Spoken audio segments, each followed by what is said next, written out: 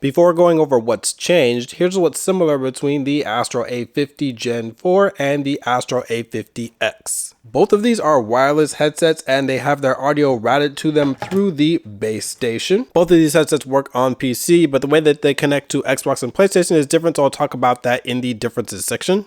The builds are very similar, B+ in comfort for both. They're almost entirely plastic. Now there might be a sliver of metal on the adjustment hinge, but that's it. The soft touch plastic paint chips off on the A50 Gen 4 easily, and it feels like the A50 X has the same material. The main problem I have is the weight and clamping force, which is not counterbalanced enough by the velour pads. Interestingly, these pads are interchangeable, and aside from the older A50's opening being slightly larger, they seem identical. Hopefully they release pleather mod kit pads for the A50 X to aid in comfort. Either way, both devices can swivel in and out and rest comfortably on shoulders, unlike most other headsets. And now for the differences, and there are several.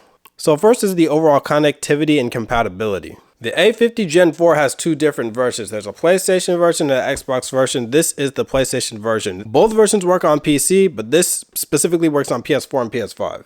It also works on Mac. The other one works on Xbox and PC, but I don't have that, so I can't really say much about it. Now on PC, everything works perfectly, but on PlayStation, the game to voice mixer right here, this does not work out the box on PlayStation. Now there are three different options that you can use to get this to work. Number one, you can use an HDMI adapter that Astro sells. Number two is if you have an older PS4 with an optical cable, you can use that. And number three is if you have a TV or monitor with an optical port, then you can use an optical cable and plug that from your TV into the base station. Now, I don't actually remember if this optical cable came with the A50 or the A40 with the mix amp. I get them mixed up. But any of those three options do work if you want the game to chat mixer to work on PlayStation. Now, the most touted feature of the A50 X is its improved connectivity options. So as you can see by this little light, this device actually is compatible with the Xbox, PC, and PlayStation 5, and you can have them all plugged into the base station at the same time in the back.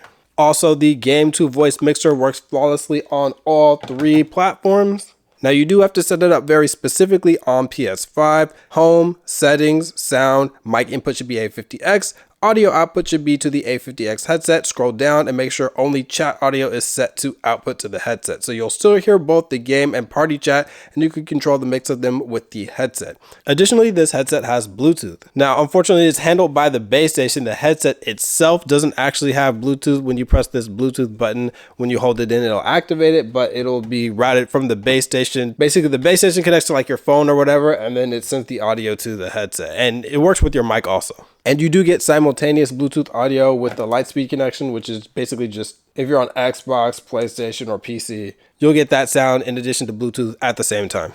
One unfortunate thing is that you can't actually turn the Bluetooth off manually once it's turned on. You just have to find whatever source it was connected to and then unpair it from that. Now, leading on from connectivity differences, this leads into the ports, which are also very different. The A50 Gen 4 has a micro USB port, and that's what you connect to your PC or console. And it's only really drawing so much power from that, which is why this headset charges really slow. Now, only when the base station is actually connected to a compatible console will it turn on and allow the headset to charge. That's why you don't see the lights on this thing, because even if I have this plugged into a power brick, it's just not going to turn on. There's an optical in port and optical out. The optical in is needed for the game chat mix to work on PlayStation. There's a charging port which you can use if the headset is in use, because there's a micro USB port on the bottom of the headset itself. There's also an aux in port which takes the audio in, like 3.5mm audio in, and then mic audio out. I've never really had a reason to use that, so I can't really say too much about that. And then of course there's this switch on the back which allows you to switch between PC and PlayStation. Now for the A50 X, there is a USB power port. Now the included cable splits into USB-C to power on the system when inserted into the included power brick, and USB-A to plug into your computer. So this is the most important cable. I don't even know if you can get a replacement cable for this, because it's really unique the way it splits, and this does need to be plugged in at all times to actually have this thing to be powered on. Which also means that this thing doesn't actually technically have to be connected to a PC or a console to be on itself. Just plug this in, turn it around, and the base station is actually on itself. So you can still use it Bluetooth if you actually wanted to do that, or just charge the headset. For both PlayStation and Xbox, there are HDMI in ports and USB-C ports. So to get the most out of this headset, you'll connect in both ways, but you can still get much of the functionality with just USB, especially Xbox because the game chat mixer doesn't even need the HDMI. Lastly, there's an HDMI out port, which goes to your monitor of choice. So this headset actually works as an HDMI switcher between Xbox and PlayStation. And in PC mode, you'll need your own DisplayPort or HDMI connection to your monitor directly. The controls have changed as well. The A50 Gen 4 has a power switch, an EQ toggle button. This cycles between 3 different presets that you can customize. There's a Dolby audio button, which is a virtual surround sound effect. The mic is flipped up to mute, and there's game and chat buttons to control the volume mix of both. The volume wheel is infinite scroll and it does not affect system volume. The A50 X is a bit different, same power switch, but there's an audio switcher button to cycle between PC, Xbox, and PlayStation, which also functions as the HDMI switcher for Xbox and PlayStation. Under that is a Bluetooth button. Hold it to start pairing. 1 press answers calls or plays and pauses tracks. 2 skips. 3 goes back. And again, there's the game and voice mixer buttons and the flip up to mute mic, just like the A50 Gen 4. Instead of a Dolby audio button, this headset is compatible with Dolby Atmos for Windows and Xbox. It doesn't come with a code, it just is detected automatically. And EQ cycling is done with the phone or PC app instead. The next difference is battery life. Now this one is pretty funny because the A50 is listed to have up to 15 hours of battery life and the A50 X up to 24 hours. Now I've actually had a significant amount of time to test the A50 X now. Obviously I've already had the A50 Gen 4 for over 2.5 years. Now the A50 Gen 4 gets up to about 10 hours for me, and it probably takes about like 5 hours to fully charge. And the A50 X maybe gets between 12 and 15, nowhere close to 24. I don't know how they got 24, but that was not the case for me. Now, normally this shouldn't be an issue because every single time you put it down on the base station, it's going to be charging. So you would think that this would never really come into play, that you'd actually have to care about the battery life, but you have to click this on very specifically. If you have it like slightly off, you hear the click, but it might not actually register as actually being charging. As you see, it actually did it that time. Moving on to headphone audio quality, I really enjoy both headsets. Both are in my top 5 for personal favorite sound, but they're very different. The A50 Gen 4 has 40mm dynamic drivers. These are incredibly fun for immersive games, especially music because of the impactful and rich bass. You can really feel that physical thump. For competitive gaming like FPS, these are a bit lacking in clarity, even with EQ. And there's a little bit of a subtle hiss in the A50 Gen 4 at all times. It's pretty quiet, but it is noticeable when you have the gain up really loud on the headset itself. Now the A50 X has 40mm graphing drivers and they're much clearer. It's immediately apparent in every type of game. For fun, I end up upping the bass and dropping the upper mids, but for FPS games, I do the opposite. The competitive preset that they have in G-Hub is basically what I use for Warzone, and I've been playing a significant amount of it with the A50X. And while they're not quite on the level of the Maxwell in terms of sound separation, these drivers are still plenty good to pick up wins. Now, both of these headsets do have a very narrow sound stage, so if you're looking for something wider, you might be interested in an open back device. But personally, that did not impact my performance at all. Another massive difference between these two headsets is the microphone audio quality. The A50 Gen 4, it's one of the worst gaming headset microphones that I've heard. I mean, most of them are pretty bad, but this one sounds really muffled. Right now, I have it on the streaming noise gate preset, so it's not going to be blocking out too many background noises. I'm going to actually go ahead and demonstrate that right now, but just the tonality overall and the clarity is not very good. So let me, as a noise gate, what it does is it only lets sound in after it hits a certain volume level. So I actually won't be talking while I'm doing this. I'll just be typing as I'm going. So let's start with streaming. And this is with the Astro command center software. Let's go to night.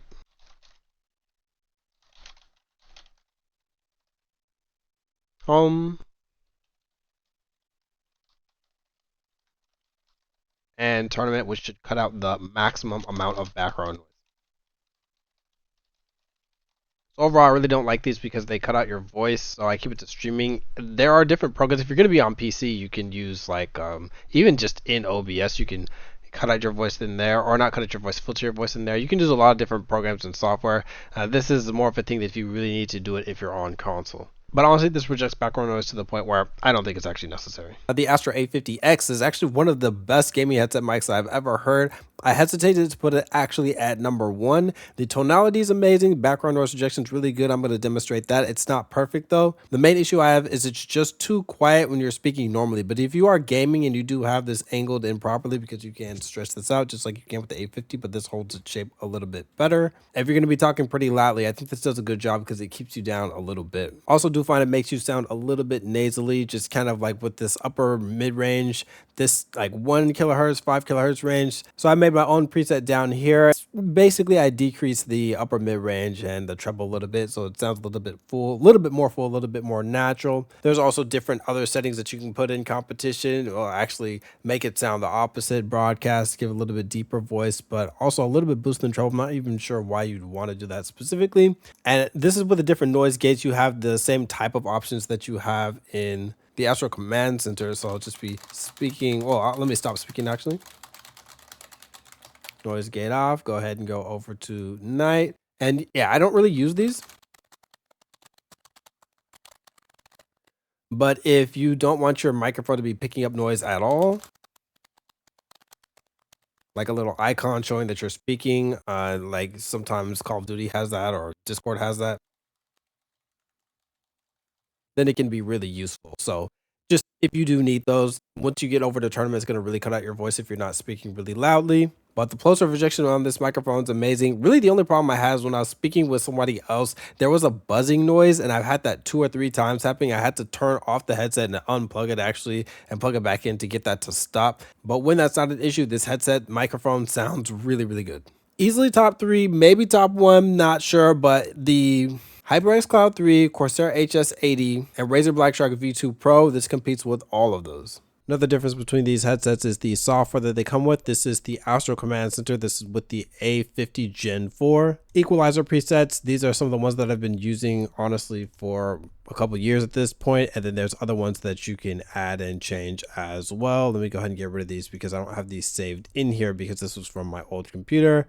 And I'm not going to go over these too in depth because I have talked about these several times before. And now there's the microphone. You can make adjustments to that. The side tone on this is actually pretty decent. It's pretty loud and you actually sound pretty sibilant, but you sound more clear in the side tone than you actually sound recording or speaking to teammates or anything like that. Obviously, you can change the USB microphone level. These are the different noise gates for the microphone, and I just keep it on streaming personally. Streamport, it's something that I still to this day haven't really dabbled too much into. I might make a video. I mean, I am Stream Tech Reviews, really getting in depth in how this works. But one thing I do want to mention is without using Streamport, in my experience, it's extremely difficult to actually be playing a game like on console and then hear the game in your headset and then also have all that sound go to a capture card. It's a lot easier to do that with the A50 X game and chat mixer, and then you can alter this here and this will just show where it's supposed to be, and this is just the default of where it would be. And this is the different alert volumes that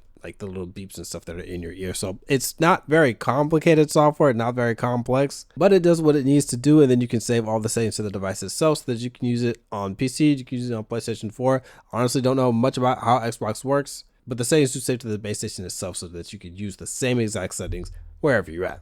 Now the A50 X is actually using G Hub now. There's the G Hub app that's on your phone, and you can also use the one that's on PC. If you're on PC, you have to use the one that's on PC. Also, hold on, this is the Yeti GX. This is the microphone I'm talking into, but it's pretty cool because the same mic you can control with the same software, the headset. Now, anyway, this is the equalizer. They've got a few different presets that they have just by default. This is the headphone audio that you can adjust up at the top, different presets that they've made, and then I make my own because you know I like bass, so that's how I do. But then there's also you can browse the community for presets, and you know everybody has their different opinions on how they want their sound to be for Warzone. That's cool to me. It's a 10 band EQ and you can go up and down 6, so that's pretty awesome. And if you go into advanced, you can make this more of like a wider type of curve with the Q factor, but let me not do that right now because that's for a different video.